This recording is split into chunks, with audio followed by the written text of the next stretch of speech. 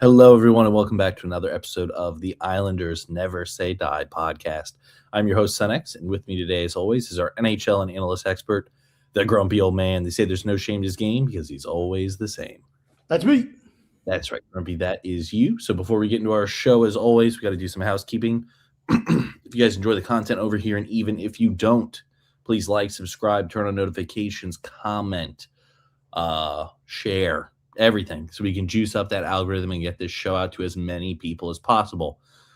Usually look to have these shows every Wednesday at 9 p.m. Eastern Standard Time. And yeah, pretty close, almost on time today. Almost. That's right, almost on time. That's right, Grumpy, almost on time. I called you, and you were giving some lame-o excuses on why things couldn't happen. Yeah. Got a headache a little bit, but we're fighting through it. We're here. Oh, you're a warrior. I'm a warrior, Grumpy. I'm a warrior. That's right. So Grumpy, I know you sent me some stuff. Some pretty big things could potentially be happening to the Islanders. We finally got some news. Would you say that it's good news or bad news? It's really bad news. And the reason why it's really bad news is the fact that we have a general manager who doesn't know what he's doing. Correct. He just no mas. You know what that is? That's Islander fans pretending that they're Roberto Duran fighting Sugar Ray Leonard in the second fight. He couldn't beat Sugar Ray Leonard. He just quit. Just said no more. No more. You want to? So that's it. He just quit right in the middle of a round. No mas. I'm done. 8th round. The news we're referring to, I'll just say the news we're referring to is Mathew Barzal could potentially be traded off the New York Islanders. Well, do we want to touch on the big thing or the secondary thing? I guess it all ties together. That was the biggest thing in my opinion, but yeah, Matt Barzal is the biggest thing. Yeah. Right. Also, Anders Lee hitting free agency. Yeah.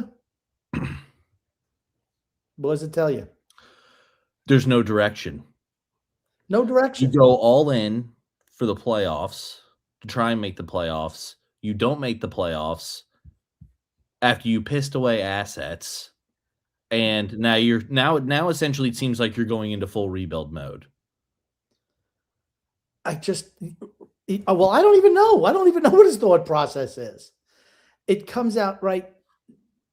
It's like they need to move Matt Barzal to free up cap space.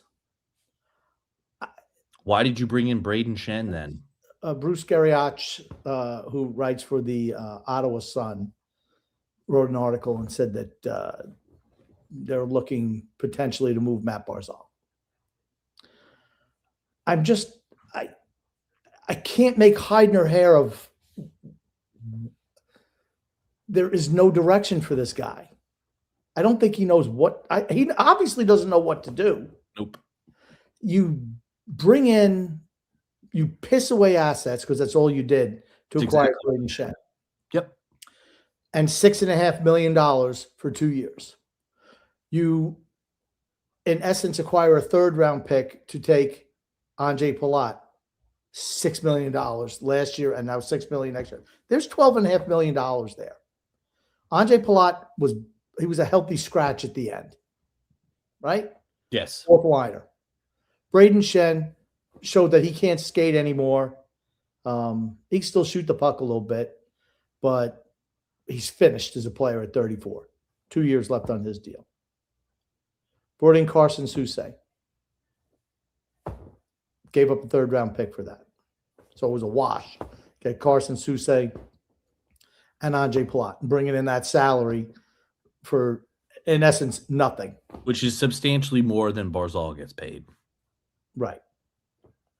Then your own free agents that you have in a absolute seller's market, you don't move Anders Lee. Okay? Don't move him. Give him who knows what type of offer. I don't know. Does it bother me that Anders Lee is leaving? Not really. I think his usefulness is over. Why didn't you move him at the deadline?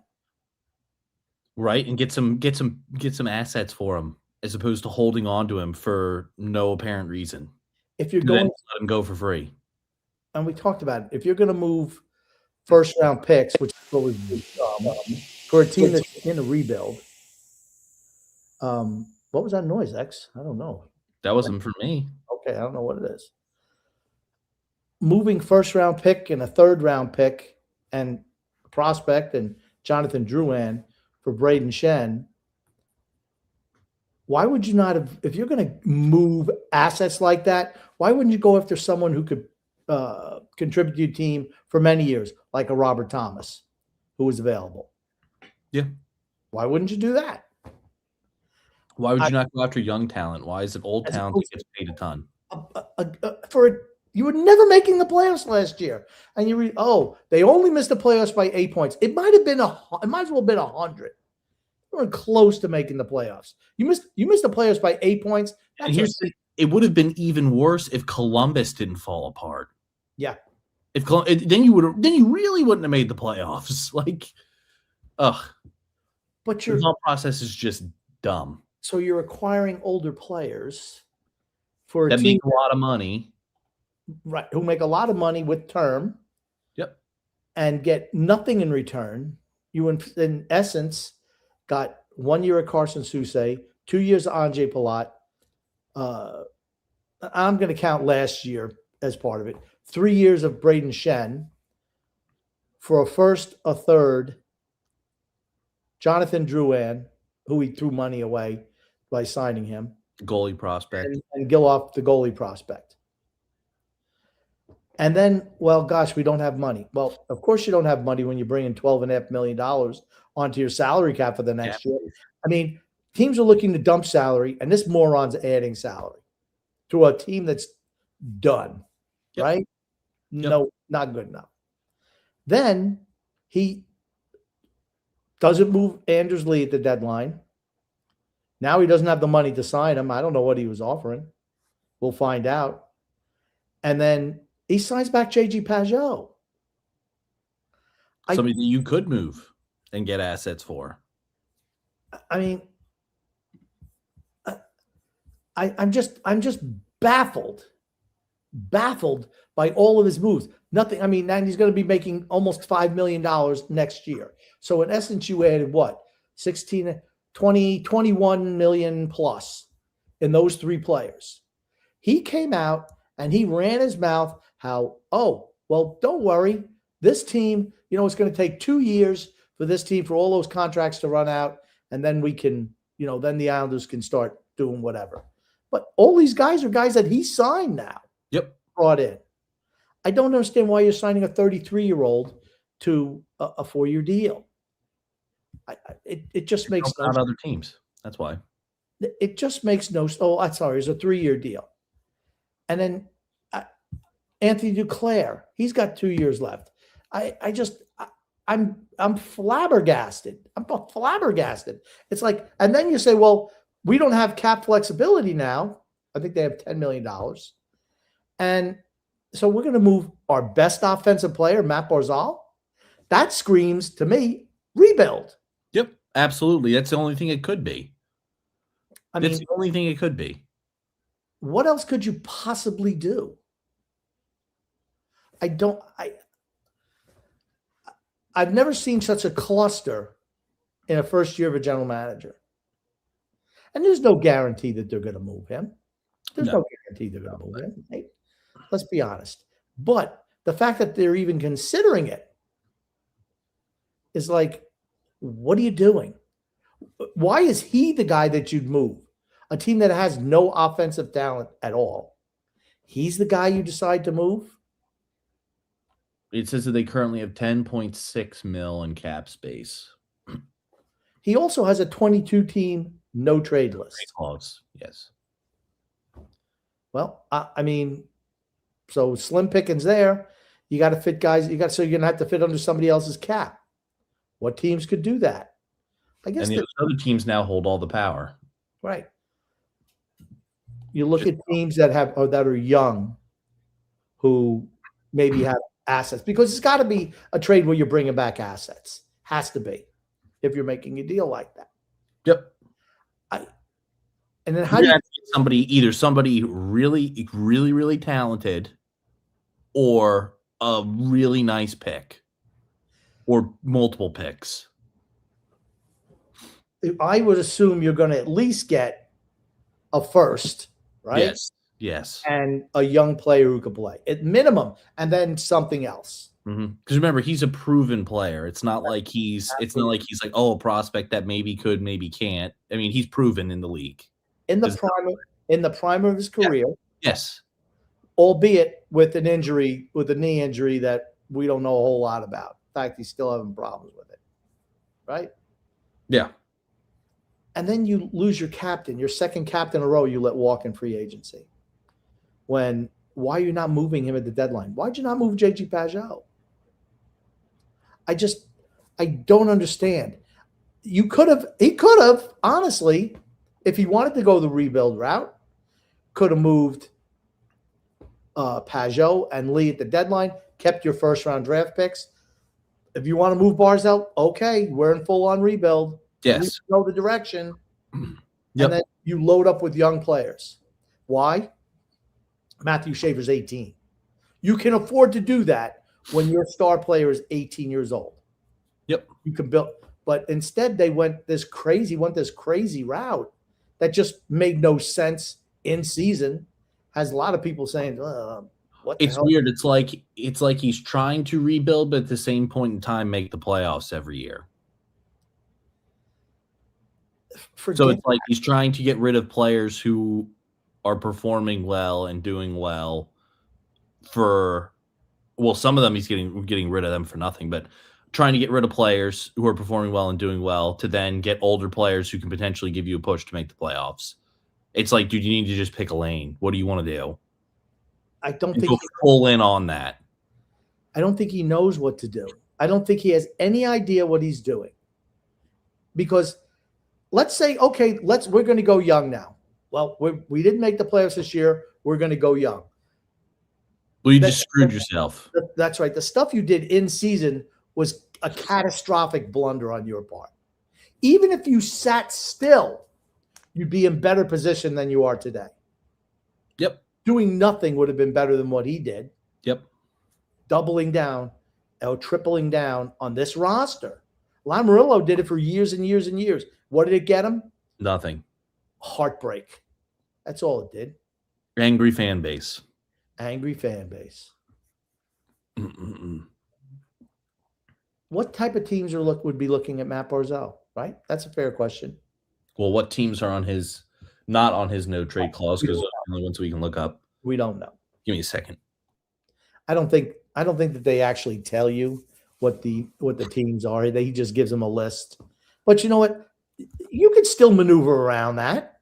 Absolutely, you could. They could have moved him last offseason and not had to worry about it.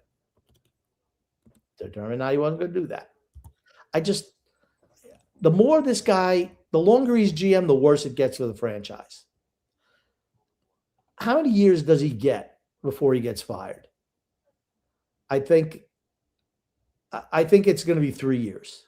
I don't see him getting fired after year 2. And year 2 is already looking just as bad, if not worse, than last year.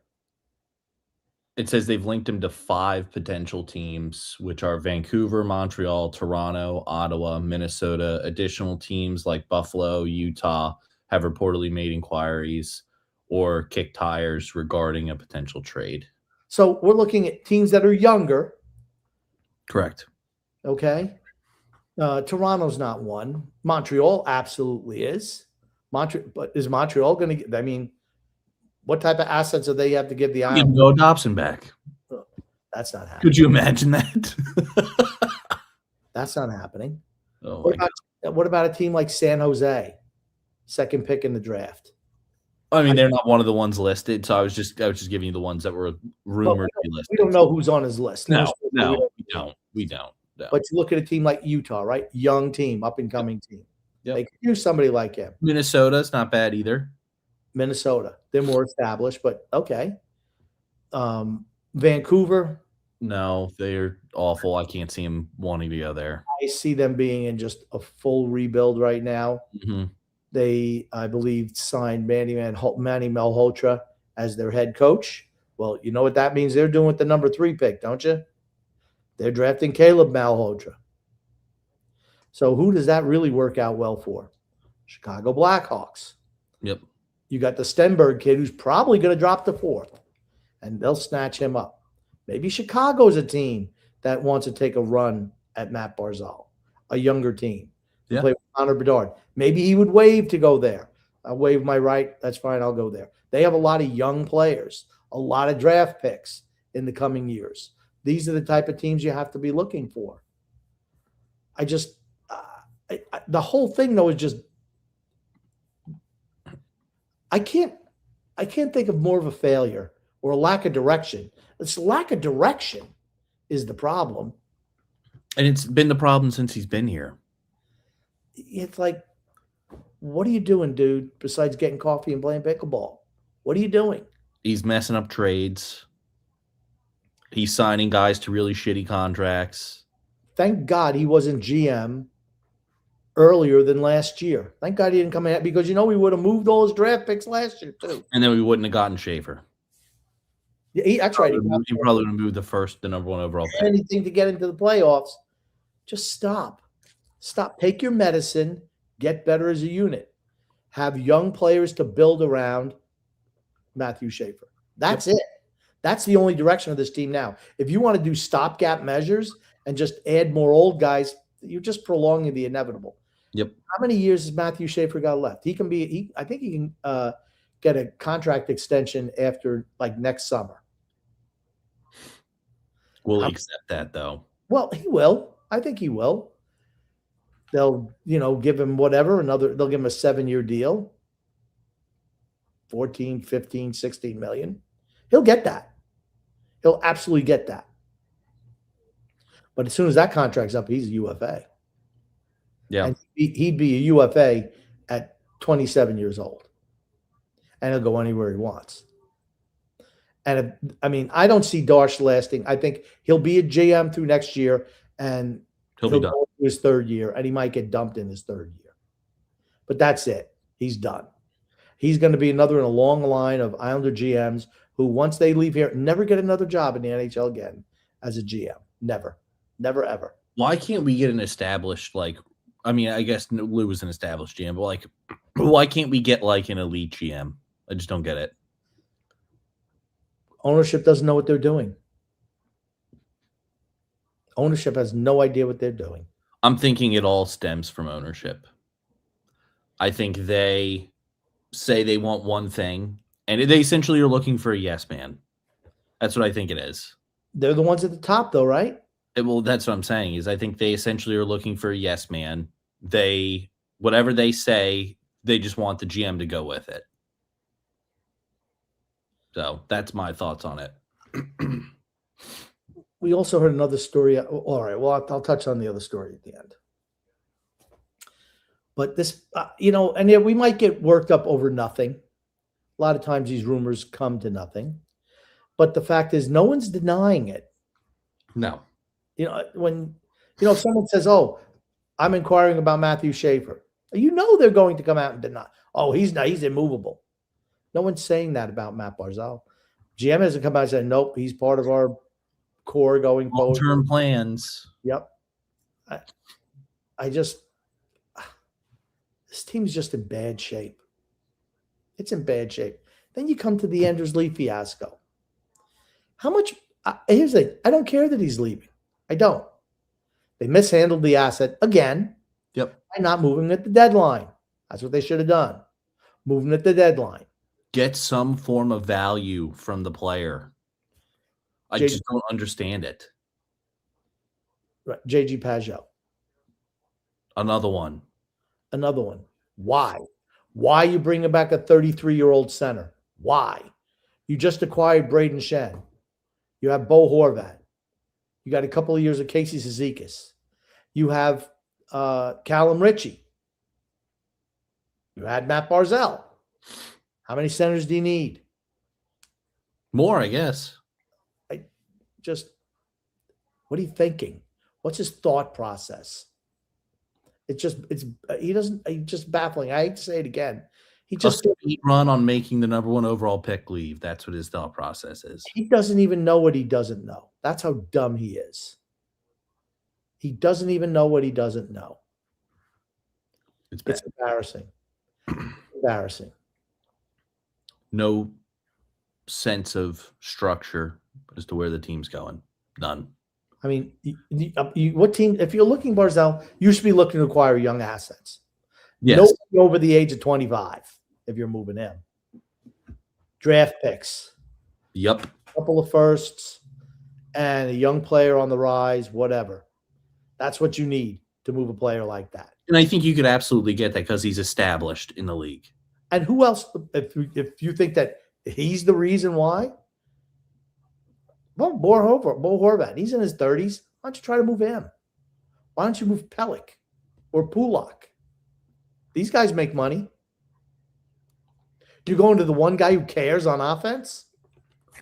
That's probably why he wants to get rid of him. That's the guy we want to get rid of? Yeah, I mean, Bo Horvat he makes a little bit less than Barzal, but not much. Yeah. And he's on year 4 of 8. Yeah. He makes $8.5 million a year. Like, yeah, see ya.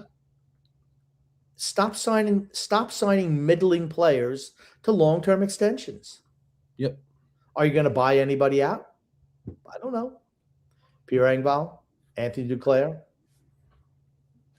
I mean, it's just baffling that just when you think it can't get any worse, Matthew Darsh gets his name in the paper again. He just gets worse and worse and worse. I'm not surprised, honestly. It's not surprising to me. I've been mentioning it for months now. Now people are starting to see it. Yep. Everyone's starting to see it. Even the Darsh apologists, they're starting to see it right now, right? Yeah. At some point in time, you just got to move on from the guy like this. They could have Kakalainen, right? He did a pretty good job in Buffalo. He was there, right? Mid-season. Did a pretty good job with them. It's just baffling. And the Anders Lee thing, I don't even know what his contract demands are. We're going to find out where he goes somewhere else. He won't be back with the Islanders. I guarantee you that. Yeah. And I predicted that they were going to give him a low-term offer and it'll be in his court. But and he wasn't going to accept it. Yeah, we'll find out. But here's the thing. It's just so dumb. They should have given him the ultimatum last year as soon as he didn't sign it. Same exact thing that happened with Tavares. The same exact thing. The same thing. If he didn't want to sign the offer, you give him the offer that you want. If he doesn't want to sign it, great. We know that he doesn't want to come back. Trade him at the trade deadline. Get rid of him. Get something back for him. Oh. Okay, but you didn't want Anders. I didn't want Anders Lee back on a long-term extension. I didn't want him either, but what I'm saying is you had your offer in mind. I think if you got him for cheap, though, I don't think it would be bad. How much you think he's going to get on the open market? I don't know. What's the current contract? 3.5. I mean, not much. 7 by 7. He was making $7 million. Yeah, I was going to say he's not. I mean, he's not getting that again. But yeah, I would say maybe like 3.5. Yeah, that's what I think. That's what I'm saying is if you offered him that and he didn't want to take that and he thinks that he deserves more than that, great, trade him. They should. Rid of him. I wouldn't even have offered him that. I would have moved him to the deadline. Why? Because he's an expiring asset on a really bad hockey team that was kept afloat by a goaltender and a defenseman. That's what kept the team afloat all year long, with a sprinkle of Barzal and Horvat. That's it. You take any one of those 4 players off of this team long term, and we're the Rangers. We're picking in the top 5. Those are just facts, right? Yeah. Take Sorokin out of net for this team. How bad does it get? Awful. Take Schaefer off of this team. How bad does it get? I think we're still in our end. We can't even get out of our end. True. Horvat and Barzal put up Barzal put up 72 points in 81 games. Horvat put up pretty good numbers. But the rest of the team there's nothing special about it. There are guys I'd keep, of course. Your Callum, right? Your Callum Ritchies, Simon Holmstrom. They're young guys. Young guys, absolutely. Young guys, and see if they pan out. But everyone else on this team is expendable. Everyone else.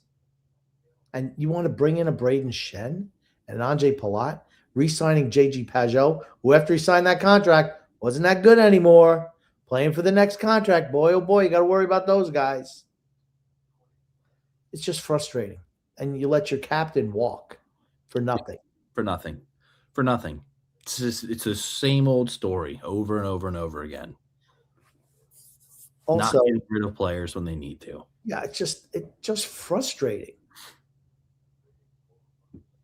I just as a fan, it's like, what are we doing? Yep. Where are we going? Give me 1 second. I'll be right back. Yeah. I mean, that's the type of thing that you have to concern yourself with. Then we had some other news today. Patrick Roy has interviewed with the Toronto Maple Leafs for their head coaching spot. Good for him. I hope he gets the job, honestly. Is he a great head coach? No. I think we have a better head coach right now. I don't know how long before Peter DeBoer,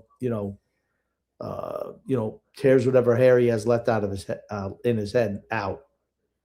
But he's better than Patrick Roy, right? I don't wish Patrick Roy any ill will.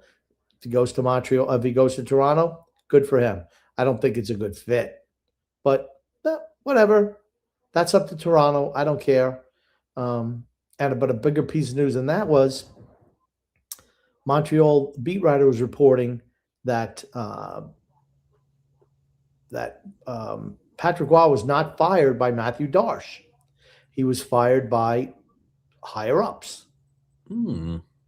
Be that, and one of the owners, who knows?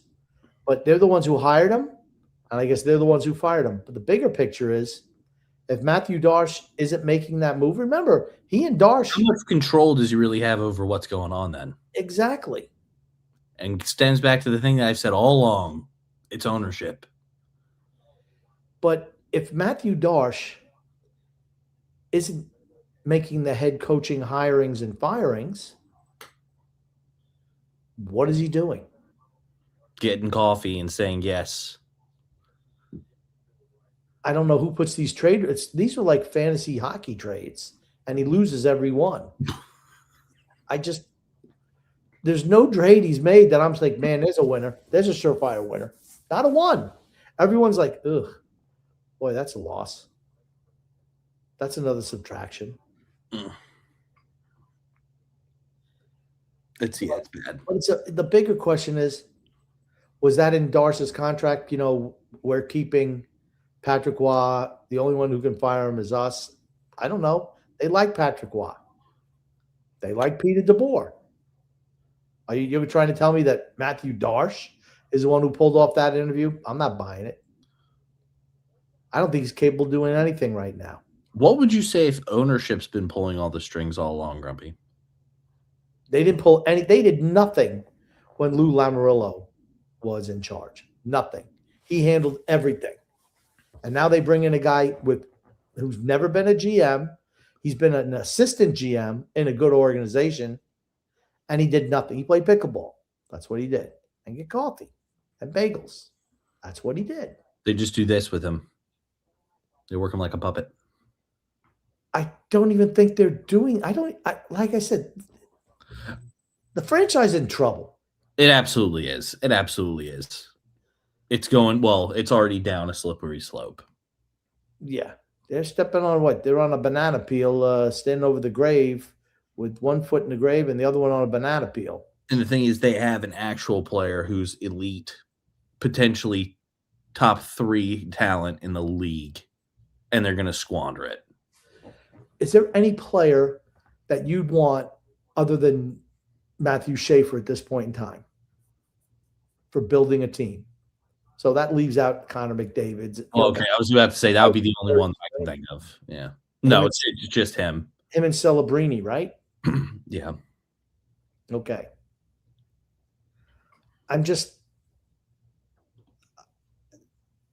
How long before his family says, dude, you need to get out of there? Not very long. I mean, he can shoot his way out. Absolutely. What a catastrophe. Yeah, everybody would want to get him. What a catastrophe that would be if he winds up walking at some point in time. Awful. And you wind up never building a team around him because you're waiting too long to do it. Waiting too long. Every time that you add an old asset and get rid of a young asset, you're adding more years onto the rebuild. That's right. You're going backwards is what you're doing. I'm going to say it. I think a lot of this stems on ownership, though. I think a lot of it does. I think they're breathing down Darsh's neck saying, we need to make the playoffs. We need to make the playoffs. We need that extra earnings. That's what I think it is. And they don't care about the outcome. They don't care how the team performs. All they care about is the money that's rolling in. Then he's a shitty general manager because what he should say is, this team can get us in the playoffs. Unless they say, well, that's fine. We'll just fire you and get somebody else in. Go ahead. They sign him to a how many year deal. He still gets paid that money. Doesn't matter if he's working or not. That's the way those contracts are written. Yeah, the only thing is you can't come out in the public and say, hey, this is the reason why I got fired, because no other organization will ever hire you again. But word gets out. Word gets out. Right? I'm just saying it's like it's a two-way sword almost in one way to look at it, because it's like, okay, that's great. You're going to get your money. You're going to get paid, but you potentially never get a job again. A double-edged job anyway. He's so shitty in his job. He's so shitty in that position. He's not getting another job. I'm just saying, if hypothetically, if management's the ones who are pulling all the strings right now, and he's not really in charge of anything. Okay. Or he's so bad at what he does, management thinks they have to take over. That's the other possibility. That could absolutely be a possibility. You lost assets going after guys in their mid-30s or late 30s. It's mind-numbingly stupid. And now you would potentially move the best offensive player on this team. And he is, without a doubt, the best offensive player on this team. Yeah, he is. He had the most points for the Islanders this year. What's next? You move the goalie for a bag of pucks? Probably. It's just frustrating. No, they'll trade him for Wah and Sue Wab, and that'll be it.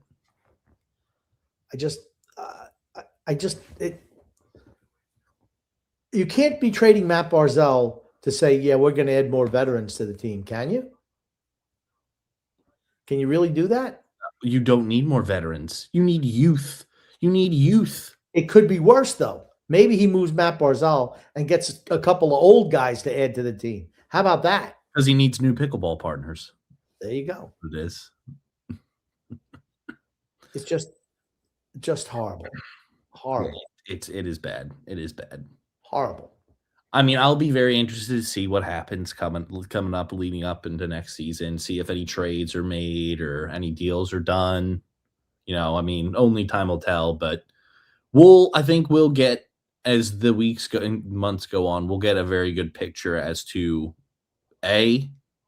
where the team's going to be for next year for certain, and B, what we're looking at doing in the future, if anything at all. I don't even know. I don't even know that's what we're going to do. I mean, you have to think he's going to make some off-season moves, right? Who knows? I have no idea what he's going to do. I just feel every time he makes a move, the team gets worse. For a longer period of time, we just go further backwards. Yeah. Yeah. I mean, that's the frustrating thing. But you should be looking at teams that, if you are moving him, teams that can give you young, up-and-coming players under team-friendly contracts or who have multiple years before they hit free agency. Yeah. That's what you should be doing if you're going to move him. And then you're in full – when you move a Matt Barzal, you're in rebuild. I don't care whatever excuse they give you, you're rebuilding. You absolutely are rebuilding. Unless you're adding old guys. Yeah. I mean, at that point in time, do you trade Sorokin? Might as well trade everybody. Honestly, that's kind of the point you're at. Instead of Schaefer, Richie, a few young guys. Well, yeah, obviously don't get rid of the younger players who potentially work out. But you can't get rid of everybody at one time. No, I know that. But I'm just saying, like... but what does it do to the fan base? Oh. I think if you were honest, if you're honest with the fan base and you tell them up front what you're looking to do, I don't think they would be If you start moving all the veterans off this team and you totally bottom out. If you tell them, hey, we're looking to rebuild the franchise, we're looking to make it back, we're looking to be a Carolina, we're looking to be a Colorado, we're looking to be a Tampa, a team that's an actual contender to win the cup, I think they would be fine with it. What's the difference that you're getting product-wise? Your team's still not making the playoffs. Your team's still performing poorly. I mean, what's the alternative? Hey, we sneak in the playoffs and get absolutely destroyed by Carolina every year? I mean, is that fun? Is that fun to watch? Fun for Carolina. Yeah, because they beat up on us. But, I mean, it's like, is that fun to watch? Not for me. But a fan's going to buy season tickets to that. I just don't think they're buying. They're not selling season tickets now, so what does it matter? No. They're struggling to sell season tickets now. I mean, what is your selling point for this year? We have Schaefer. Well, you could do that even if you gutted the team, you'd still do that. That's the only sale that they have. That's their only bitch. You have nothing else. And Matt Barzal and Ilya Sorokin. I think the big seller is Schaefer, though. You've had Matt Barzal and Sorokin year in, year out.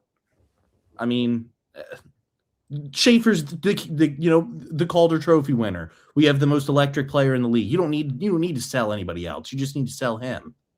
Yeah. And make sure you tell him that this is the direction where we want the team going for you. And I would specify it for you. We're doing this for you. It's like, I don't know. To me, I think if you were honest with the fans, I think they would understand. That's personally just me. I would rather my team suck for the next 3 years and be awful, be the worst team in the NHL for the next 3 years, and then after that, become really, really, really good. Sometimes you have to take your lumps and your hits to get there. You just have to. You just have to do it. I mean, think about Carolina for years before they've gone on their stretch of years making it really far in the playoffs and performing really well. How bad Carolina was. Carolina used to be brutal. Yeah. It used to be awful. One of the worst teams in the NHL. And now look at them because they did it the right way. It's not like fans stopped buying season tickets for Carolina games, and they're not even in a big market. Right. In Raleigh. People still went out to the games. People still bought season tickets. It's like sometimes you just have to do that. Just be honest with the fans. But they have a certain player that they specialize in. Who, Carolina? Carolina. They stick to their plan. Well, that's the whole point. Right. That's the point. I don't think there is a plan. I still don't. I still don't know what the plan is. A fan should know what the plan is. Okay. What direction is my team going in? We're going for it.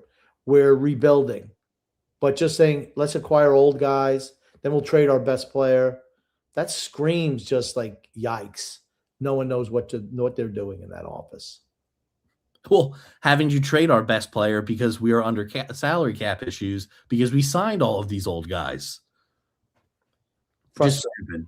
It's just stupid is what it is. It's not frustrating. It's just dumb. There's no logic behind it at all. Yeah, I just don't. It's baffling. And here's the thing: there's no guarantees being traded. No, there is not. The biggest guarantee is Barzal Lee's not coming back. And you got nothing for him again. Right. Same old story.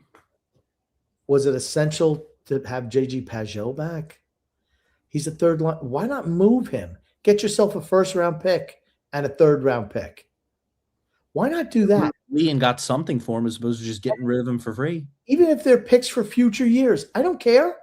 It means that you're able to continue to stock the pipeline. Yeah.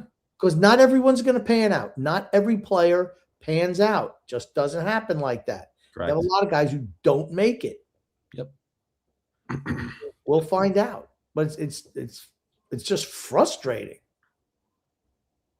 The direction of the team is the lack of direction. That's the biggest. Directionless Darsh. That's what we coined, right? It's just terrible. Terrible. Really, really frustrating as an Islander fan. Yep. We would be remiss, though, if we don't talk about the Stanley Cup Finals, which Correct. is the Vegas Golden Knights and the Carolina Hurricanes, which I think we both predicted. At least I predicted Vegas. Who'd you predict, X? Oh, Colorado, right. Okay. I said Colorado and Carolina is what I said.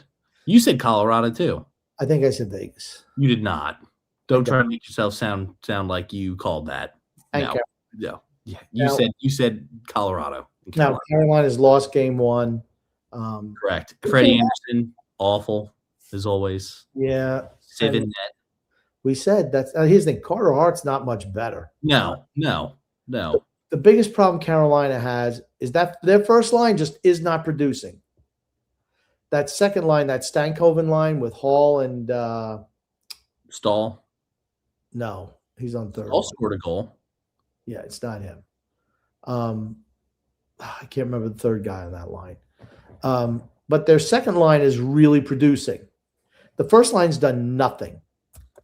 Svechnikov, Jarvis, and Aho. They're not putting any points up. If Carolina's to win the series, you're talking about Hall, Stankoven, and Blake. That's it. Jackson Blake. Yeah. Jackson Blake, how old is he? 20, 21? 22. I don't know. They got young guys coming up. They let them ferment in the minors. They bring up that they're ready to go. Do the same thing on the defensive end. They just know what they're doing. I mean, they got some older guys, but I mean, their first line, Svechnikov, 26, Sebastian Aho, 28, and Jarvis, 24. Young. All in their prime. Stankoven's 23. Yep. Hall's they got a lot of 30-year-olds on their team, but Taylor Hall's never looked as good as he has this year. Yeah. They didn't interview us as he didn't realize how out of shape he was until he went through their training camp. They skate you. How do you think they're able to play like that for 60 minutes? They outwork other teams. Yep. Do they have a true superstar on their team? I don't think so. I'd say probably Sebastian Aho is their best player. Okay. Is he a superstar? I don't know. No. I mean, I'm not going to say he's like top 10 in the league. No. He's damn good. He is good. He's really good. He's a good player. They've got a lot of good players on their team. It's just who are you picking in that series, X? Dude. I think it's going a long way. That's for certain. I do too. The thing is, I just think as bad as it sounds, I just think Anderson has the possibility to absolutely just shaft Carolina. I think if Carolina had a different goalie in that, I think they would win. But I just think it's going to come down to him having a really, really bad game, like it always does, and that'll kill them in the series. That's my thoughts. I got Vegas. I don't think Carter Hart's I think Carter Hart's just as bad. I have Vegas winning it. That's what I've got. I'm still going with Carolina Okay. because I'm rooting for them. I'll be honest with you. Yeah, I'm rooting for Carolina too, and I think maybe that's why part of me is like, well, you know what? At least if I pick Vegas, I got my pick right, even though I'm pulling for Carolina. But they're another team that, for some reason, does not understand that they need a goalie. Yeah, I don't get it. I don't get it. How they think that the 36-year-old is cutting it. And how does a team like this have more draft picks in the next number of years than the Islanders do? How is it possible? Probably because they had years and years and years of sucking, and they actually trade away players and make good deals. They just know what they're doing. Yep. They're doing. They have a competent GM. Mathew Barzal isn't there. That's my excuse. Just frustrating. Frustrating. But I'm going Carolina. I do want to do the ad read right here, X, if we could. Let's jump in the ad read from our friends at DraftKings. The Stanley Cup players are here, and DraftKings Sportsbook, an official sports betting partner of the NHL, has a new customer offer. When the ice gets coldest, the best players in the world show you exactly who they are. Playoff warriors turn it up round by round, and DraftKings turns it up with them from the first round all the way to the Stanley Cup final. Bet player props, bet live. From the opening faceoff to the final horn, every moment matters. New DraftKings customers bet just $5 and get $100 in bonus bets instantly. Download the DraftKings Sports app and use the code THPN so you're ready for the moment. That's THPN. Turn $5 into $100 in bonus bets instantly. In partnership with DraftKings, the crown is yours. Gambling problem? Call 1-800-GAMBLER or 1-800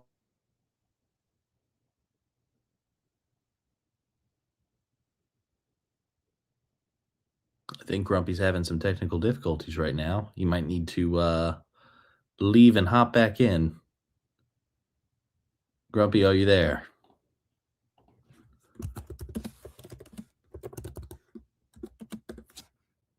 Oop. All right. It looks like Grumpy has left us for a little bit. I think he'll probably hop back in here in a second. That said, we can get into some comments. So Matthew Skarloff here says, "Good evening, gents. SCF in full effect." Grumpy, do you want to read the rest of the ad read? Yes, I'd like to. I don't know where I stopped. You froze up, so I don't know. How soon did I freeze up, though? What did you hear?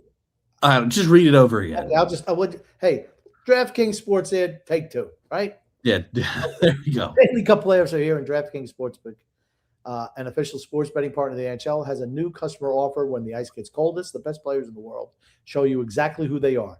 Playoff warriors turn it up round by round, and unlike Aho and Svechnikov and Jarvis, and DraftKings turns it up with them from the first round all the way to the Stanley Cup final. Bet player props, bet live. From opening faceoff to final horn, every moment matters. New DraftKings customers bet just $5 and get $100 in bonus bets instantly. Download the DraftKings Sportsbook app and use code THPN so you're ready for the moment. That's code THPN. Turn $5 into $100 in bonus bets instantly in partnership with DraftKings. The crown is yours. Gambling problem? Call 1-800-GAMBLER or 1-800-MY-RESET, New York. Call 877-8-HOPE-NY or text HOPE-NY. Connecticut, call 888-789-7777 or visit ccpg.org on behalf of Boot Hill Casino in Kansas. Wager, tax pass-through may apply in Illinois. 21 plus in most states. Void in Ontario. Restrictions apply. Bonus bets expire 7 days after issuance.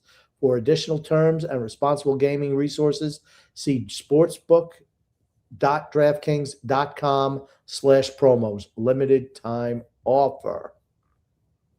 All right, let's get into some comments, Grumpy. All right, X. That's what I like to see, Mr. X. All right, let's jump on these. Let's jump on the comments.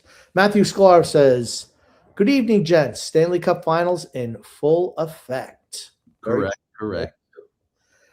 Freedom Fund Event says, "Grumpy, let me be the first and only person to wish you a happy and blessed Father's Day." Thank you very much. I think it's a couple of weeks away, isn't it? It's a couple of weeks away. This Sunday? It's not come up yet. What is it? This Sunday or next Sunday, Mr. X? I think it's next Sunday. Oh, well, maybe you should be prepared. I am prepared. Okay. For who? I'm cooking you a meal. I know that. Oh, okay. Who's going to be paying for the food? Your wife. Yeah, thanks. Right, the regular bartender says, first things first, Grumpy called it. Darsh is a coffee boy. Apparently, ownership or above Darsh fired Wah. I don't know if it's true, but the team is doomed for several years. Yeah, true. Pretty obvious. Matthew Sklar says the Barzal rumor is BS. And it could be. Could be. We don't know. We don't know. No one's come out and flat out denied it, though. No one's come out and denied it. And I'll just say one thing. I'm glad that they've finally given us something to. Maybe they're making up stuff because there's nothing to talk about with the team, but Is that it would absolutely be something. But at least we had something to talk about the team today, as opposed to nothing. okay? I mean, that's what you think. That's fine. No, I'm just saying if it is BS and it's just completely fabricated and made up, I was like, maybe people are making stuff up because there is nothing to talk about. Who knows? They're hearing something. They're hearing something. I think they are too. But okay, and I just know I'll just go back to other sports. A lot of the rumors sometimes are absolutely BS. There's no validity to them at all. I'll say that. Okay, but it's coming from somewhere. They're not just Sure. Somebody's saying something, but who knows if it's true or not? and Ottawa It could come from Barzal's best friend, and he could have just made the shit up. You don't and know. Ottawa newspaper is not coming up with some talking about Matt Barzal and the New York Islanders unless he's heard something. That's true. Fair. True. That's true. If it was internal, it could absolutely just be some BS. Like if it was some Long Island news or something that came out with it. But yeah, if it's from somewhere else, it means somebody was probably contacted. Yes. Freedom Fund Adventure says, I'm in favor of trading Barzy while value is still high, injuries take a toll, etc. Barry ruined the power play and won't ever fully be able to be counted on defensively and spans several coaches. Okay. I have no problem moving him, but it's got to be for younger players for the next wave. Freedom Fund Adventure adds, Lee's going to get another positive. Check it out, X. If your meals suck and you have changed chefs, coaches, you got to change the ingredients or at least quality of the ingredients. Yeah, but that would be like saying we're going to substitute steak for chicken. You know, it's the side ingredients that you need to change more so than, the meal itself. I'll say that. You need to get better ingredients, right? Yeah, but I think what he's saying is about getting rid of Barzal. That's what I took it as. No, he's talking about Lee. Oh, sorry. Okay, I thought that was a continuation of the Barzal comment about trading Barzal. That's what I thought. My fault. Yes. Okay. 100% true. 100% true. Sorry. I think it was back to back, and I just thought you were talking in continuation of getting rid of Barzal. Okay. So. No problem. Brett Wanger says, nice to see you again, Brett. Barzal has a 22 team no trade clause and makes over $9 million. He's not getting traded. Never say never. That's all I'm saying. Maybe just wait till free agency. Well, he's still got a lot of years on his contract, but I was going to say maybe we'll just wait till free agency and leave. Never say never. You never know. Gungun says, "Are the Knicks finished? Son X, did you finish your spinach?" I'm not watching the game right now. I don't know what the score is. I'm Okay. pulling for Spurs. I'm pulling for Spurs too. Yeah, I like Victor Wembanyama. Me too. Seems like a nice young man. Yep. I root for people. The older I get, the more I just root for people. Good people. Yeah, as opposed to teams. Yeah. Now I did not finish my spinach. I don't eat spinach. Everyone knows I'm a Brady fan in football, but a longtime Giants fan. I love what the Giants did this offseason. Yep. I'm fully back on the Giants. It's exciting to be a Giants fan again. New coach. Jackson Dart, if he can stay healthy. Scatterby. New Apparently there have been some things that have come out about Malik Neighbors. He was playing in some kind of, I guess, charity baseball event or something, and he was struggling to run to first base. So they're wondering how he's going to be with that knee injury he had. Well, he looked awkward running to first base. Did you see that? Did you see it? Yes. Okay. I don't know. I didn't see it. He absolutely looked awkward. And then the big thing is, I do want to touch base on this. I know this is a hockey show, but what do you think of the Jared Verse trade? Because I think that's probably the biggest trade of the offseason is Myles Garrett to the Rams for Jared Verse and a pick. The first I think the Rams gave up too much to get really. So a lot of people think that the Browns got fleeced on that deal. first to second and third, and the Verse kid is good. The Verse kid is good, and he's young. And Myles Garrett's 30 years old. Yep. Now, Myles Garrett's still really good. Defensive player of the year last year. He was defensive player of the year last year. Yeah, and it does help when your defense is constantly on the field, though. Okay, he's great. He's good. I'm not, but he's 30. By the time Cleveland is good again, and that could be never, he wasn't going to be on the team. So you got to flip that asset. And now you have Wow, crazy. What? Yeah. What? You have to get rid of players who aren't going to be, contributors to your team before their contracts expire? What? And most NFL trades in general, you don't have to give up as much in assets because the players don't last as long. Sports too physical, too violent. Guys get hurt and they're finished. You can look good 1 week and then you're totally finished the next. Yeah. New England Patriots traded for A.J. Brown. Yep. A.J. Brown's 29 years old, but he's an old 29. Yeah. They gave up a first and a fifth for him. It's a lot. Way too much. Way too much. For a team that, I'm sorry, they're not going to be as good this year. I mean, they don't have a wide receiver. They haven't in years, ever. I mean, since Randy Moss was there for a couple of years. Everybody else is just a plug-and-play ham and egger. Wes Welker, Julian Edelman. I mean, these are ham and eggers. This guy's talented, but I can't believe Philadelphia got a first and a fifth, and everyone knew that he was not going back to Philadelphia. Yeah. Everyone knew. He hated it there. Yeah. Problem in the locker room. JP says, if X wants some conspiracy material, he does. Absolutely. Both Vegas and Carolina are in the files. One team fills the cup with vinegary barbecue, and the other plastic chips and comp vouchers. Ooh. I don't know if that's I don't know about that one, X.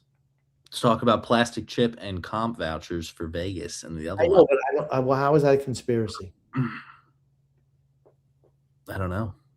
That's my point. I'll just say I do like myself some good barbecue. Okay.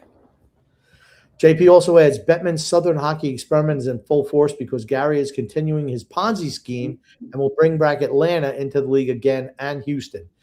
Houston can be successul. Atlanta is flat. They have tried and failed twice with Atlanta. How many more times are you going to try with Atlanta? Yeah, no for Atlanta. Agreed. No. Cannot. Maybe Houston, but not Atlanta.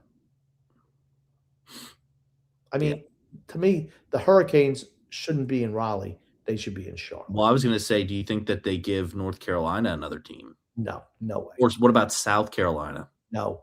Why not? Really not. No. The answer is no. Why not? They don't deserve it. South Carolina doesn't deserve a team. Why? The population isn't big enough. You don't think? No. You don't think that South Carolina would have fans that come out of games? There's other cities who have a higher population base who should get a shot at a team, not South Carolina. Who? They want hockey in the South. South Carolina has no professional sports teams. There's a reason. They can't support it. TV market is nothing. I mean, what, Columbia? Just no. Okay, next. I need you to say no one more time. Absolutely not. Next.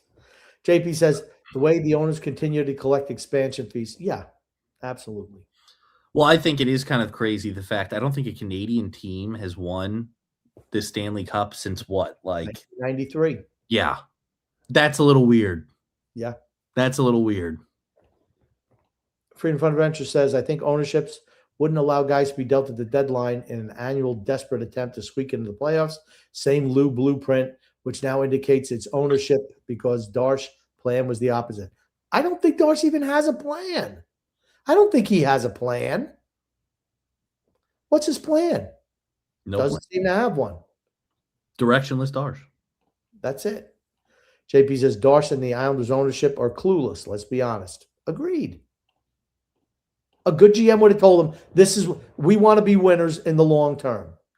We're going to sacrifice. Successful. We're going to sacrifice 2 home dates in the playoffs because we're going to turn this team around for the long haul. And if that's not your vision, if that's not what you want, I'm not your guy. Sell the team. I don't think he has any conviction in his vision, whatever it was. No idea. Goon says on Twitter, Phil's fax has blown a fuse. This offseason, the Islanders have nothing to lose. No, they can still go lower. Hold on, I want to put this one up. Waiter says, X, there's more of a chance of you being on time than South Carolina getting a hockey team. That was good. It's true, though. That was good. Matt C says, Logan Cooley for Barzal. Why would Utah make that deal? I think Utah is going to want to give up prospects and draft picks, which they have a boatload of draft picks, and they want to bring in. Logan Cooley is somebody they're building around. Yep, they're not looking to move him. But would a number of draft picks and a couple of young players in the pipeline be enough for me to move him to Utah? Yeah, I would. But I'm in. Remember, I'm of the mindset. Let's rebuild. Correct. Let's build around especially if you're looking at getting rid of him, and then you have to look at Sorokin needs to go. Trade him to some team that's maybe a goalie away from being elite. Exactly, like a Carolina. You get a ton of picks from Carolina for him. Edmonton. Another one that's desperate to get a goaltender, so that way they can keep Connor McDavid there. Another team. If you move Barzal and you move Sorokin, you've just freed up $17 million in cap space. And right? Now you can go ahead and you can use those draft picks to either move up and get better players that are coming up in the draft, or you can go ahead and use those picks for younger players that are, becoming established in the league to build a team around. That's right. It's just, it's frustrating. It really is. Freedom Fund Bench says, freedom teaches science. 2 positives can make a negative. Grumpy plus the warden equal TJ. 2 positives can make a negative. Or 2 positives can make 2 negatives. TJ and X. 2 negatives can make a positive. TJ and Doc Page equal Liza. Ooh, he's calling Doc Page a negative. Wow. Ooh. My. I'm surprised. Not even here to defend herself. Man, she's catching strays, X. Ooh, that is true. My little baby is under the weather. She had, one of those little summer colds. Not feeling good. Yeah. The whole class was like a breeding pit for disease. Are you surprised? Well, it's summertime. You usually don't see everything. Kids lick everything. Yeah, I know, but it's like I'm like, oh boy, no, this is bad. So you know what that means? I'm going to be getting sick for certain. And we love Liza, but her idea of covering her mouth is like this, right in your face. Okay, Freedom Fund Adventure says the trade packages I see major NHL media discussing for Barzal is 4 to 6 significant pieces. Yes, please, and thank you. I cannot see him getting that much. Yeah, I can't either. That's a lot. If it does, great. Yes, get rid of him 100%. Maximum 4 pieces. Maximum. But then the value of it's not going to be high first-round draft picks or, whatever. You're not going to get 3 1s and a top prospect. No. Not going to happen. You might get a first, a second, a top prospect, and a third. Maybe something like that. And I'd still do it. I wouldn't have Darsh do it because he managed to screw it up. He'd probably be like, "Oh, I thought 3/4 was good." Yeah, he's stupid. Gungun says, "Are the Vegas Knights going to win it all?" Remember when Keyshawn suggested, "Give me the damn ball." I think either one of these teams would be a deserving Stanley Cup champion. Agreed. They're both playing hard. I mean, and John Tortorella was the perfect head coaching hire. Yep. The perfect time. Thomas Amato says, appreciate the podcast, boys. Thank you very much, Thomas. We're glad you stopped by. Yep. JP says, I don't see Stenberg dropping to 4, Grumpy. I think he's going to drop to 4. The only way he doesn't drop to 4 is if San Jose trades out from 2. San Jose does not need another forward. They do not need another winger. They don't. That's why they're a bad match for Barzal. I think they're going to take the defenseman Reed, Chris Reed. I think I don't know what his first name is. Reed is They his first. wanted Schaefer. They wanted Schaefer desperately. Man, they should. I'll tell you what. Hindsight being 2020, I don't know what they offered the Islanders. They should have given them twice what they offered. Yeah. Imagine Well, now that you know how good he is, yeah, him and Celebrini on the same team. unreal. That's they were crushed when they didn't get that number 1 pick last year. Crushed. And think about how good they'd be if they did get him. Frank from Empire State says, "Thank God Lee is going to pursue free agency." Did you guys read that? Yep, we talked about it earlier. Freedom Fundamental says Barzy hates Tavares. He ain't going to Toronto. I agree, he's not going to Toronto. To expand your list from team beat writers who said they got word their teams are interested. So okay, when team beat writers are hearing this from their contacts on the team, there's some form of validity to it. There's something to it. It's not just total BS. Yep. San Jose, I don't see San Jose as a fit. Anaheim, maybe. Okay.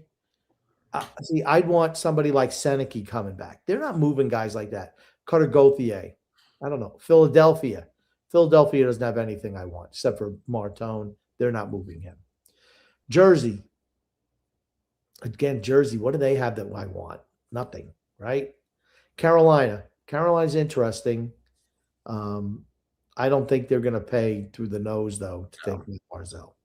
Florida, I don't see Florida as a fit. I don't see them having the assets.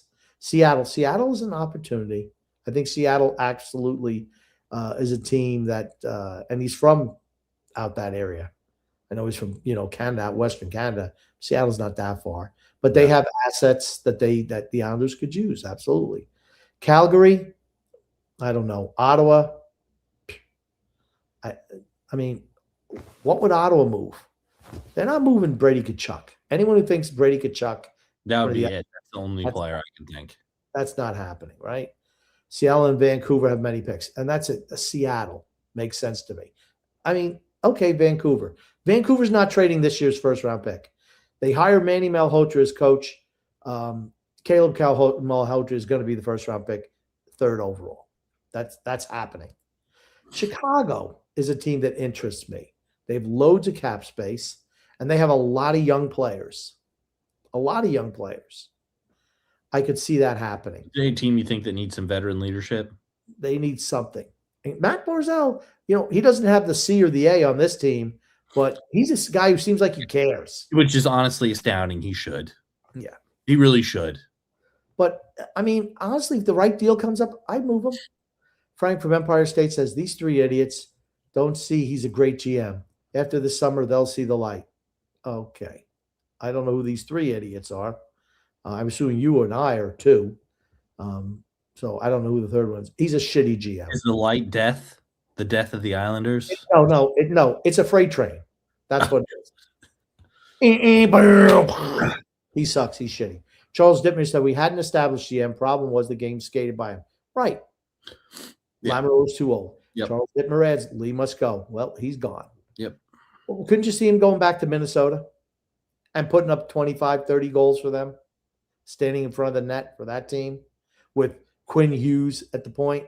Couldn't you see that, honestly? Yeah. Freedom Fund Adventure says, give Darsh credit for DeBoer and now the Jay McKee hiring. Turn around in both minor league system and restocking prospects. Okay, he's not restocking prospects. His stated plan was to gain assets. He hasn't done that. He subtracted them. Young, tough, and fast. Okay. He hasn't done that. Trades were the owners. Horseshit. That's horseshit. You're wrong on that. Absolutely wrong on that. Sorry. Mathew Carbone says, I have no problem trading Barzal depending on who we get back. Don't re-sign Lee. Agreed. Yep. Anybody on this team, seriously, if you're asking me who's untouchable on this team, it's really 2 guys, but I'll throw Simon Holmstrom in there too, just because of his age. Callum Ritchie and Matthew Schaefer. That's it. Only untouchables. I'm not talking about Victor Eklund or Keishon Aitchison because they're in the minors. They're not on the team yet. Yeah. Big team guys. Yep, correct. Because it's rebuild time. Yeah. It is. They kick the can down the road and continued to kick it down the road. It didn't work. They don't make the playoffs year after year. They squeak into the playoffs. They get rolled by Carolina every year. They've won 3 playoff games in the last 6 years. Correct. That's just not good enough. Robert Giannotti says Barzal ain't going anywhere. Very possible he's not going anywhere. Time is now says we should have traded Lee, correct, and anyone for picks, but ownership showed loyalty to veterans and they missed the playoffs. What a joke. I don't think they're showing loyalty to the players. I think they thought they could make the playoffs. I don't think it was loyalty to players. I think they just looked for the money. Freedom of Adventure says, Son X, does it feel good to be negative, to kiss your dad and brother's butts? Darsh knows what he is doing as bad as those 3 trades were. Really? That shows me that you don't know what you're doing. The fact that they were so bad. Your first 3 trades are really bad, and your first free agent signing means you're in over your head. You dumped him halfway through the season. That means you don't know what you're doing. Oh, not just that too. The long-term deal for Romanov was brutal as well. The contracts he's giving players are awful too. Every single one. He doesn't know what he's doing. He should have gotten more for Dobson. Than Emil Henneman as the player. Should have been better than him. A 4th liner. No good. Every other thing he did was strong. No, we just brought up other things that were not strong. The only strong thing, and I'm telling you, the only positive things that he's done since he's taken over, which were really not difficult to do, was draft Matthew Schaefer and get the other goalie coach in for Sorokin. Don't forget, if anyone says, well, Victor Eklund and Keyshawn H. He wanted to trade those picks away. Yes. Higgins. Correct. He wanted to get rid of them. That's what he wanted to do. It's the fact that another team didn't take those picks. That's right. It's the only reason that he drafted those players. That's it. That's right. The only reason.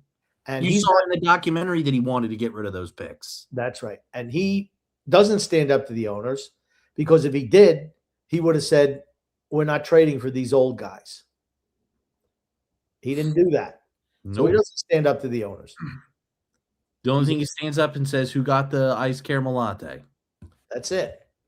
Charles Dittmer says Darsh did have a good draft last year. Okay. Matthew Darsh gets no credit for the draft. Just like Lou Lamoriello got no credit for his first year's draft. He had absolutely nothing to do with the draft. You had the number 1 overall pick, and you picked the unanimous number 1 overall player. Even he couldn't mess that up. Anybody could have made that pick. Anybody. And here's the thing. Again, they're not his scouts. He had no fingerprints on that at all. None. Frank from Empire State says, we need to celebrate Lee as leaving, overpaid for 7 years. That hurt the team. It did hurt the team. Yeah. It was a panic re-sign when Panarin determined he didn't want to go. That's what it was. Yeah. Just like Garceau had his panic. Just like Romanov was a panic re-sign. That's what when you traded Dobson. Now here's the thing. Darsh had to trade Dobson. Had to trade him. Yeah. Because he didn't want to be here. Correct. He wanted to lowball him on the contract. See you later. He didn't want to be here. Worked out pretty good for Montreal, pretty good for Dobson. Yep. And potentially turns out pretty good for the Islanders. Potentially. Good. Hayden says, go Isles. Yes, please, Hayden. Thank you. Robert Giannotti says, Lee isn't coming back. Wow, we needed him in the middle. Well, but he doesn't play in the middle. He's a winger. But I understand what you're saying, like in front of the net. I get that. It was time to move on from him. He's 36 years old. Yeah, I think he's had like straight 20 goal scoring seasons. Yeah. It says Anders Lee. Here, I'll just pop this up. Pop it up, X. Interesting here. This is Anders Lee totals since 2014-15, consistent 20-goal scorer and sometimes better. Yeah, okay. 27 games that year, 15 to the low, then 19. I mean. Well, bye-bye. See you later. Turn out the light. Sorry, doesn't matter. Doesn't matter. Not a winner. Very true, not a winner. Not a winner. Matthew Carbone says, what makes you all think it's Darsh? Could be the owners calling the shots. They didn't call any shots when Lamorello was there. This guy doesn't command respect is the only reason they'd be calling shots. Well, that's the only thing that I was going to say, though, is the fact that if it's true that he did not fire Waugh and that was management that fired Waugh, it makes you think what else has management been doing. But it could be that he didn't get his chance to say, I don't want Patrick Waugh, Mathew Darsh. He was hired by ownership. Okay. By ownership. So then ownership made the decision to get rid of him. Okay. That's why I think he didn't have the power. That was an owner decision. Fair enough. But hey, why not? We can throw any theory out there, right? Exactly. We're going conspiracy corner, baby. Conspiracy corner. Charles Dittmar says Lee is used to getting overpaid. True. Sometimes you just think that you're worth more because you've always been paid more. I'll be interested to see what his next deal is, though. Yeah. But still, should have traded him. Freedom Fund Adventures, correct. Freedom Fund Adventure says, I'm going to state something that hit me like a cement truck. He's yelling at you. You can tell by the caps. This ownership group is more loyal to the country club than Bill Torrey was to the dynasty. Ooh. Yeah. I don't know. Interesting. Nick Morialato. Oh, sorry, Nick. I'm sorry. Morialato says, love a deal that gets Eklund from San Jose. It depends on what you have to give up. William Eklund. Him and his brother playing on the same team. That'd be pretty cool. He's a young player. He's a good player. No, I'm not saying he stinks. What do you got to give up to get him? Exactly.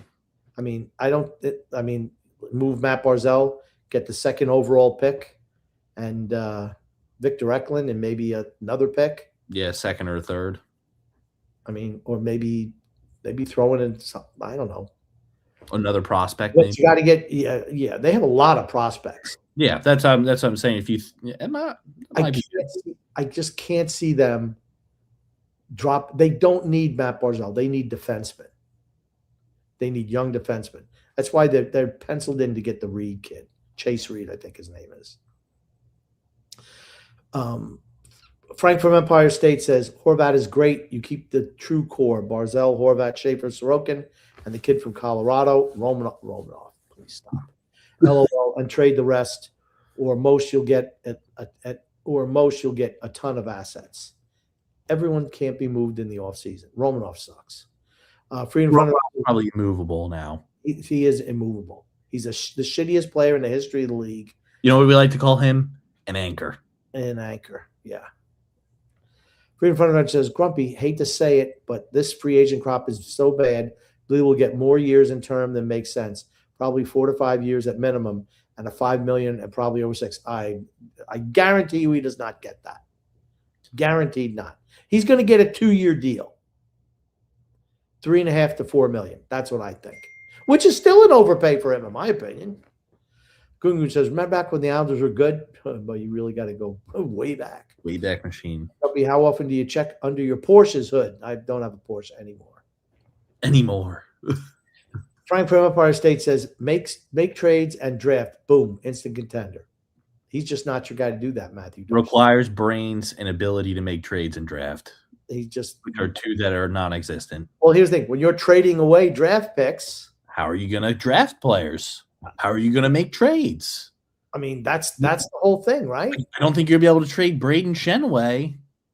No. I mean, the Islanders this year have a first, a fourth, a fifth, a sixth, and a seventh. They don't have a second and third round pick.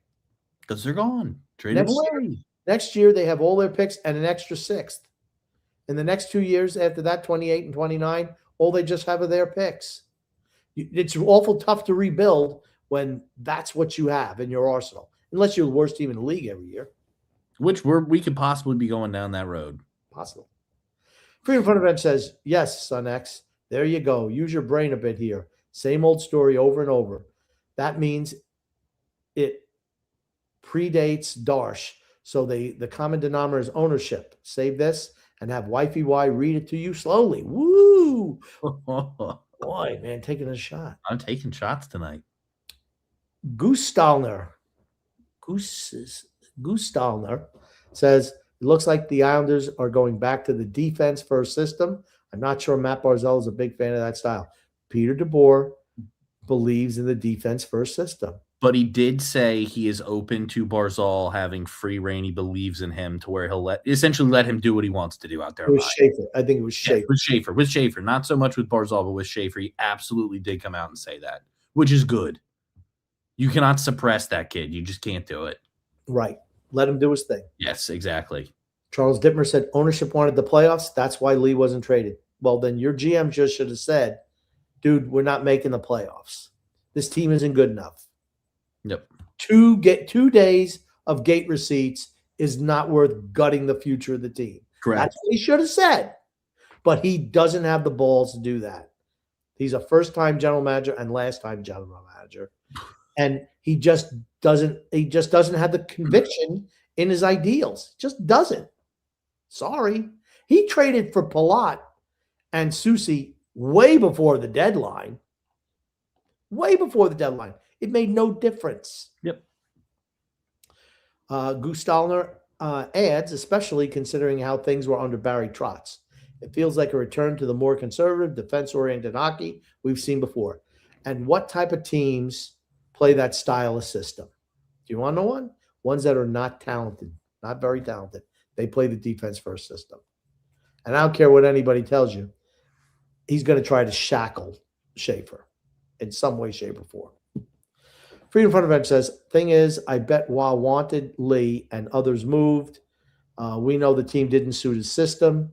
Ownership blocked turnover and then gets fired. And then fired him. Okay. That's as good as any other scenario, right? Dollar says, with Peter DeBoer now behind the bench, I honestly wish this team had kept Patrick Waugh. The hockey under Waugh was more exciting to watch, true, and he seemed to do a great job developing and working rookies. That's one thing. Peter DeBoer, I don't think he plays a whole lot of rookies, young guys. But you never know. Yeah. Things change. But he's a coach. Again, coaches who won before with veteran teams, they don't like playing rookies. Why? Because there's uncertainty in their play. They want consistency more than anything else. Freedom Front Adventure goes, stop with Schaefer wanting out. He even came out multiple times this summer stating he wanted to play his entire career. John Tavares said the same thing. Yeah, you know who else said something that he wanted to play with the Islanders really badly? That kid who got drafted by Philadelphia, and then magically he's the number 1 Philadelphia fan on the planet. Who was he?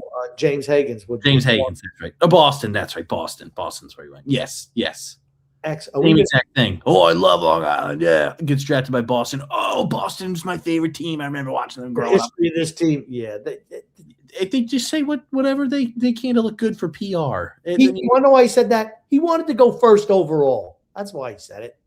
Yep. That's exactly why. That's right.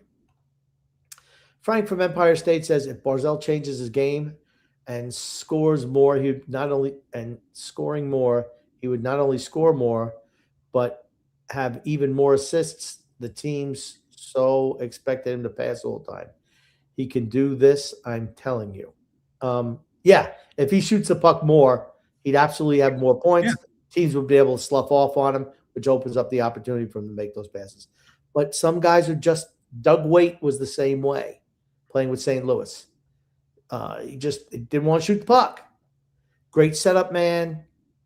Brett Hull loved him to death. How many goals were off of those Doug Waite passes? That's just not the way he's wired. But he should shoot the puck more. 100% agreement. Freedom Front Event says, agreed, Darsh must stand up to ownership. He stated plan even 2 weeks ago, even 2 weeks before the bad trades, and signing Pajot was exactly the opposite of what he did. Grumpy Darsh will backhand you with his Stanley Cup rings. I guess the ones he got from Tampa because he ain't winning any year. You know what they were? They were participation awards for him there. He was just part of the team. That's it. Here you go. Here's a ring, Sonny. Yep. Freedom Fund scrub the floors. You get a ring. Freedom Fund says smart folks in the fan base want these players gone. Only the dumb Islander fans value these guys who never won nothing. Same guys who wants busts given opportunities or only want small and soft players. Okay. I do want to post this. Freedom says negative X has nothing to flex. Oh, wow. Look at that. Another shot on you, X. I know. I'm taking brutal assault over here. Google says, Grumpy, did rock and roll die in the 90s? Yes. Son X, did you finish all your peas? No, Okay. He never even ate peas. Wouldn't do that's it. correct. Do you eat peas, Grumpy? It's not my. I've eaten peas, but it's not one of my favorite vegetables. Goose Stallner says, "Why would have been a better coach to fill seats, exciting hockey?" I agree. His style is more conducive for excitement, but he didn't have the players actually to play his style. He did. A lot of them were older, slower plotters. He would love Montreal, but they got the other Montreal guy up there in St. Louis. Frank from Empire State says, X, stop. You really know as much about the team for the amount of hot air you're spewing. I know that this team has no direction. I know that this team is not winning anything anytime soon. And I know that this team just continues to get older and older players and not try and rebuild and get the same results year in, year out. What's the definition of insanity? Doing the same thing over and over again, expecting a different result. There you go. That's what we have. That's it. That's it, X. Freedom Fun Adventure says, Grumpy, yes, if they get young, fast, skilled, harder hitting, and tough players, fans would rejoice. Better than watching this toilet bowl refuge to flush. True. Yeah. True. Turned it over. If you want to move these guys, nobody's up. They Islanders under this iteration, under Lamarillo, under Darsh, under whoever, for how many years now, never won anything. Never. Never won a Stanley Cup. Never won a conference. Never even won a division title. They won a couple of playoff rounds in COVID seasons. The COVID kids. That's what they call them. Goose Stallman says, back to old and slow positional hockey. It's a possibility under DeBoer. Certainly is. Frank from Empire State says, X-Man, here's a clue. Maybe no teams wanted Lee. Did you ever think of that? That's I doubt that. I doubt that. Wrong. There were teams who inquired about it. If he gets picked up as a free agent, I guess that means that teams were interested in him, right?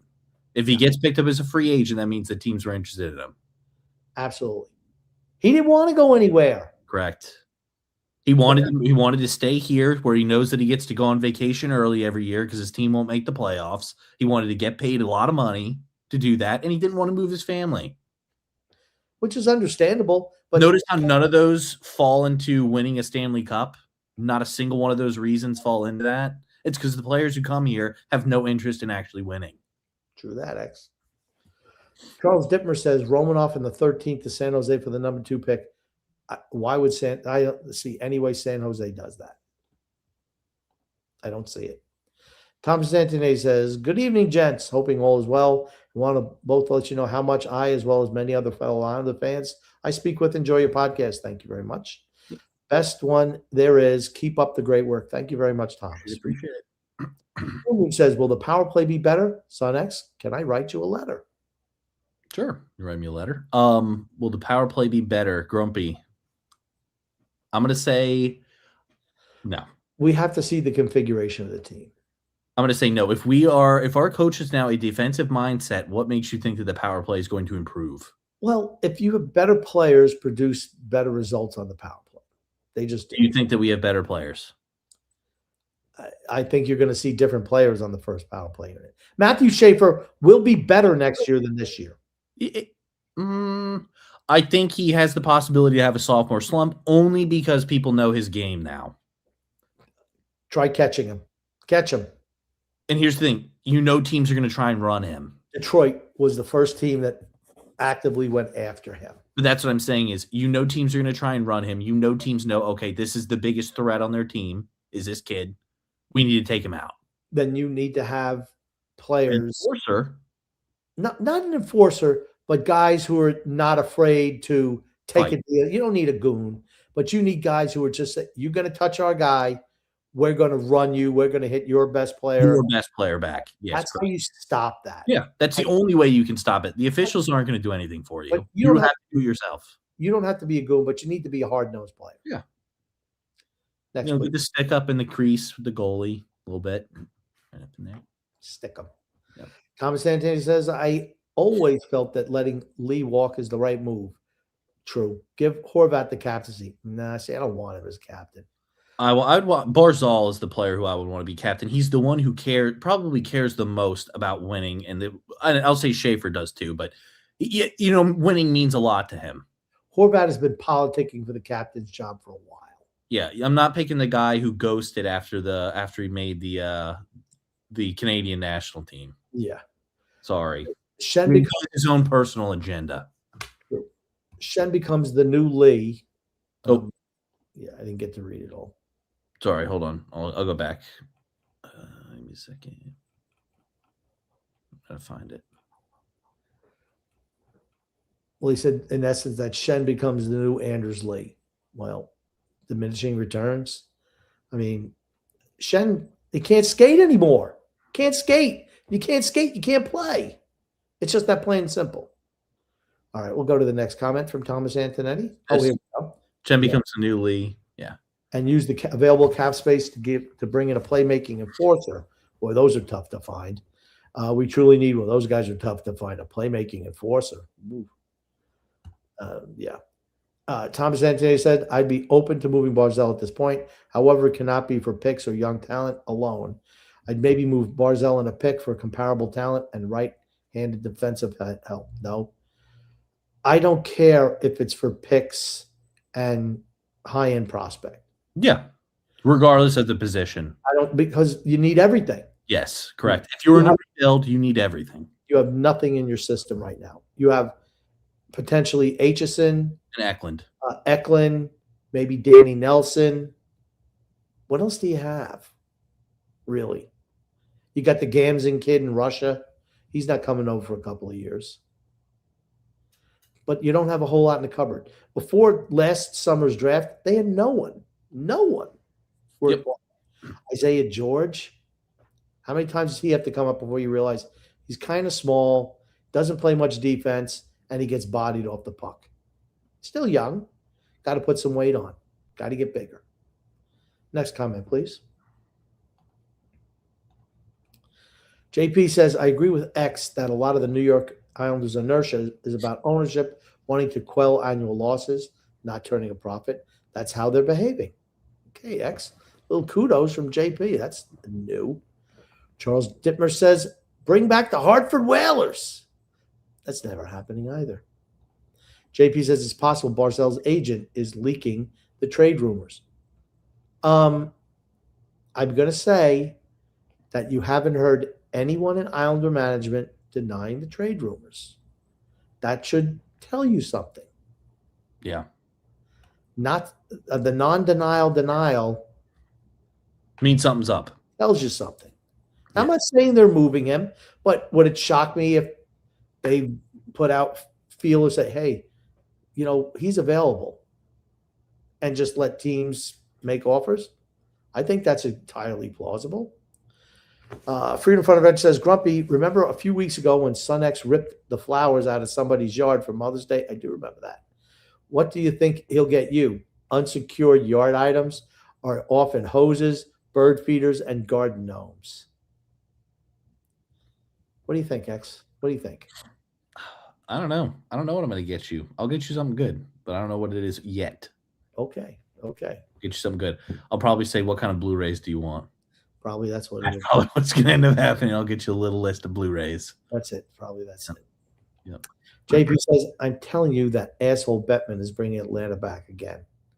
Yeah, I'm now. Would it surprise me if they brought Atlanta back? No. He hates Canada. How many Canadian teams can you have? They absolutely could have another Canadian team. They have the Hamilton Hammer. The sport originated there. I think you could have plenty of them. But what are they trying? What is Gary Bettman trying to do? Pander to the United States audience because they bring in the most money. That is the reason why he's doing it. And that's exactly it. He's trying to grow the sport. The way to do that is have more involvement from the United States. How many Canadian teams are there? Montreal, Toronto, Winnipeg, Edmonton, Calgary, Vancouver. I think I'm missing somebody. That's 6. There's somebody else. Ottawa. Ottawa. Yeah. Okay. You're not putting a team in Thunder Bay or in Moose Jaw. Just not happening. What was the place that you said that you've always wanted a team in Canada?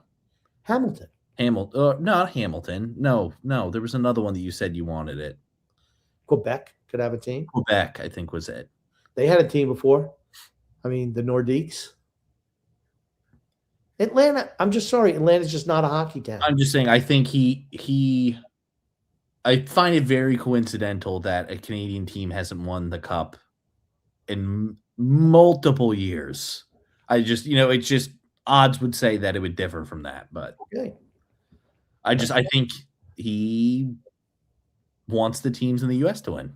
Okay, that's fair. And not the Islanders.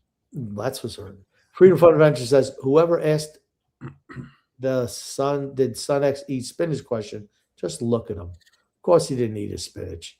Definitely not strong to the finish. And if you don't believe me, ask wifey why. Oh, wife why. Who used to eat spinach, X? Popeye the Sailor Man. Sailor Man. He's strong to the finish because he eats his spinach. He's Popeye the Sailor Man. JP says, I wish the Islanders could get Stenberg. Heck, yeah. Absolutely. Tell me he wouldn't work out. Robert Marshall says, LOL, Darsh hasn't done anything at all senile Lou. Hasn't done anything all senile. It's all been senile Lou, is what he's saying. Okay. A lot of this team is the Romanoff deal was not Lou. The trades that were made were not Lou. True. I'm just saying, I mean, he has not done anything positive other than the number 1 overall pick, which anybody could make that.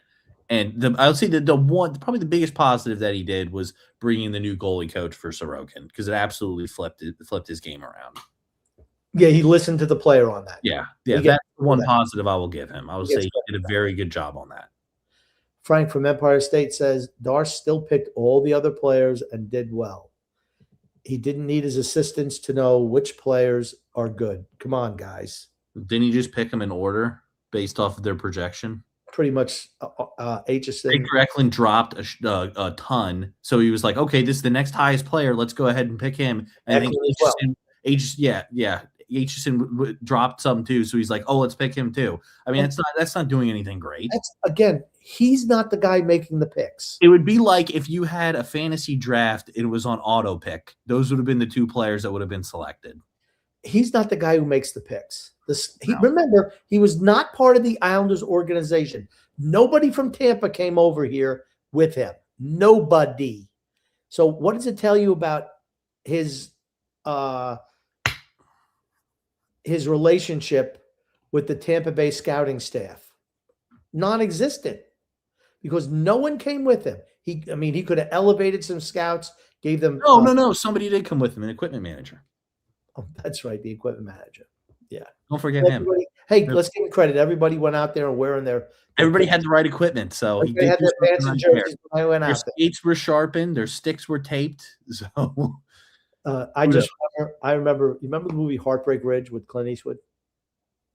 Yes. Okay. Well, there's a scene where they're having looks like they're going to be deployed in the middle of the night, and it winds up that it's not, and they come in. I can't find this. He says, "You got your helmet, your gun. You can go to war." That's it. I mean, that's what I think. Hey, you got your stick in your pants and your jersey. You can go to war. That's what it is. He had nothing to do with who got picked. Nothing. Because it was whoever the Islanders had at that time. He was not with the organization. That's why I don't give Lamoriello credit for the Dobson and Wallstrom draft. He was here for a week. He didn't know anything. Sorry. He doesn't need his assistants to know which players are good.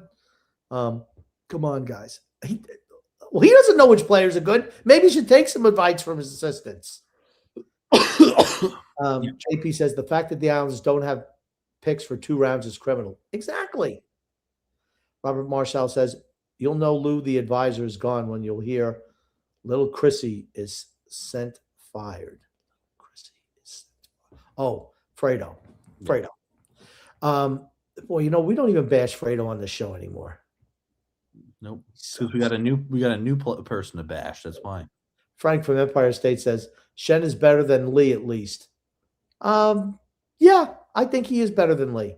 But Anders Lee didn't cost you a first and a third round pick, and you're paying another $6.5 million for 2 years. Correct. That's not happening.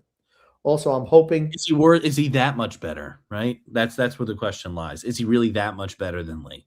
right. The Also, answer is no. right. Well, no, he's better than Lee. He's Not better. that much better though. Not $6.5 million and 2 draft picks better. You're right. You're right. You're right. Oh, I mean that's where you gotta that's where it lies. Also, I'm hoping we did the Devils a favor by getting Palat, since there's obviously going to be a bad trade for the Islanders and help the Devils big time. Absolutely, and help the Devils out. Took $6 million off the cap. Yep. JP says even Jacques Lemaire allowed Scott Niedermayer to be a rover on his trap teams. DeBoer is following the same script, and rightfully so with Schaefer. We hope. Yes. Like I said, I just want to see it. That's all I'd say. I want to see it. Freedom Fund Adventure says, Grumpy, listen to Darsh interviews prior to the deadline. Then listen to what he did. It's exactly the opposite. I don't think he knows what he's doing. Exactly. I just don't think he has a direction. Robert Marshall says the captain isn't going anywhere. I think he's gone. If he's not signing, he's not coming back. If they couldn't reach a contract, he's like, he got to test free agency. He's not coming back. He won't be back. Drew says, hello, guys. Honestly, kind of hoping Lee leaves for nothing. It's time for a new captain. It's absolutely happening. Drew all says, anyways, I'm back watching the Knicks. See you all next week. Nick Ciccione says, Toronto needs a second team. No way. No. Robert Marshall says, wrong X. Senile Lou was definitely involved in the Romanoff deal. That's why Romy was surprised with the years and the money. Is there anybody that Darsh has not overpaid since he's got here? I mean, a 33-year-old JG Pajot, third line center, you gave him 3 years at almost the same salary he's making now? Stop. He overpays. Correct. Frank from Empire State says Darsh will trade Engvall and Pelech, maybe Palat, and get picks, hopefully. If you're moving Adam Pelech, I don't have a problem with it. You're going to have to bring in more than just picks, though. They have to put guys on the ice. Freedom Fund Adventure says Claude Lemieux was Engvall's agent, former Lou guy. That explains his contract. RIP to him. You heard about Claude Lemieux, right? No. Well, Claude, you know who? He passed away. I did. Committed suicide. Oh, I didn't realize it was suicide. I did see that he'd passed. They did a thing on ESPN, posted something about him. And it was like 3 days right after the Canadians had him, do like the opening ceremony thing. Yeah. For the playoffs. Frank from Empire said Pajot will be traded. I don't see that. Freedom Fund Adventure says, don't sleep on Prokhorov. I called it during the draft. Yeah, Danil Prokhorov. I'd love to see him pan out. He's years away, though. This is the last comment of the night, Grumpy. Last comment of the night. Say one of the good ones for last. Freedom Fund Adventure says, yes. Grundy. Grumpy, listen to Wise X. I'll need an enforcer and several more guys who can fight. Brilliant take, Son X. Hearts, cheers, and palm trees. There you go. There you go. Yep. All right, Grumpy. Anything you want to say before we hop off? Yeah, X, I just want to say love and laughter to everyone who listens and even those who don't, from the Grumpy Old Man and Son X. And I want to thank everybody for coming out and listening. As always, love the interaction in the comments, and we will see you guys next time. Thanks, Grumpy. My pleasure.